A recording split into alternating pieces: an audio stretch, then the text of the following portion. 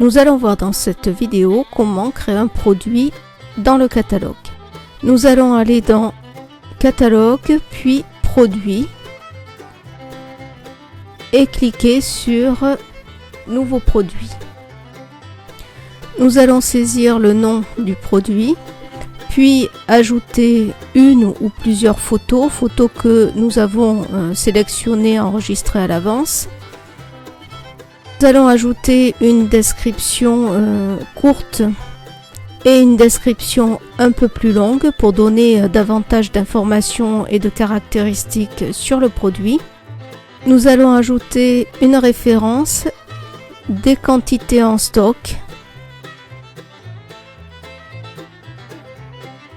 Nous indiquons le prix, alors TTC ou hors taxe. Nous allons faire apparaître les prix TTC sur le front office.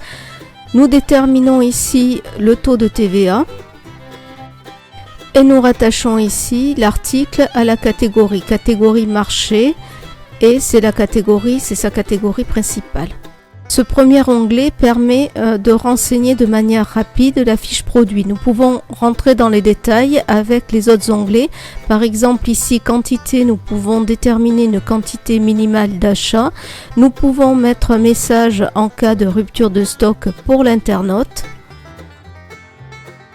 Nous pouvons aussi être alertés en cas de rupture de stock par un mail.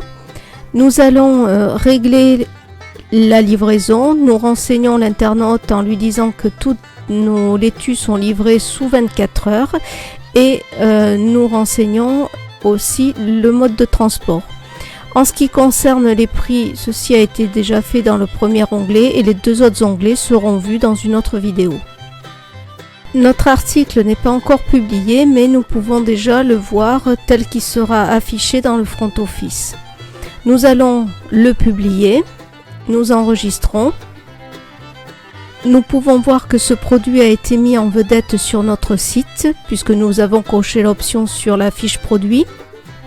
Nous allons maintenant faire une entrée par la catégorie d'articles. Pour compléter cet article, nous avons décidé d'associer un produit à cet article, l'huile d'olive, qui se marie très bien avec la laitue. Il ne faut surtout pas négliger le visuel. Nous allons donc ajouter une autre photo de la laitue.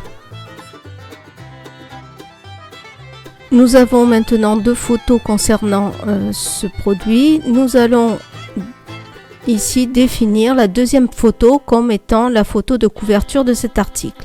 Nous allons maintenant aller sur le front office pour voir ce que donnent ces deux photos. Nous voyons qu'une photo est bien dimensionnée et que l'autre a des dimensions qui ne sont pas très esthétique pour le site.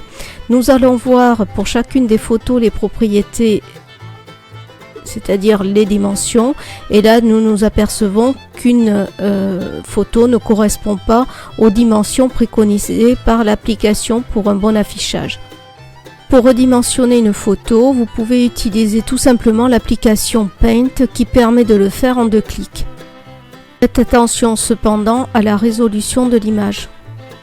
Si nous revenons sur le front office, nous pouvons voir que la photo de couverture est bien celle que nous avons choisie et celle qui correspond aux dimensions préconisées par l'application.